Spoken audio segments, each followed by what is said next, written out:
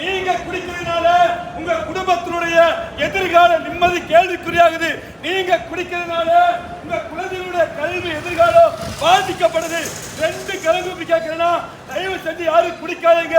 நீங்க குடிக்கிறதுனால உங்க குடும்பத்துல வறுமை, நீங்க குடிக்கிறதுனால உங்க குடும்பத்துல சண்டை. குடிக்கிற காசுக்கு வீட்டுக்கு அரிசி மாதிரி போயிட்டு போனா ரேஷன் கடையில லைன் அடிக்கிற மாதிரி அரிசி பருப்பாங்க லைன் அடிக்கிற மாதிரி இப்படி சாராயம் வாங்க நிக்கிறீங்களா? கொஞ்சம் யோசிச்சு பாருங்க. இன்னைக்கு ஒரு பையன் 36 வயசு குடிச்சு குடிச்சு மஞ்சக்காமல வந்து இறந்துட்டாரு. எனக்கு போன் வந்துச்சு, தயவு செஞ்சு குடிக்காதீங்கன்னா மன திரும்புங்க. உங்க குடும்பத்தை பாருங்க, பிள்ளைகளை பாருங்க. இயேசு கிறிஸ்து இந்த பழக்கத்திலிருந்து விடுதலையாக உங்களுக்கு உதவி செய்வார். உங்களுக்காக நாங்க ஜெபம் பண்றோம். தயவு செஞ்சு குடிக்காதீங்கன்னா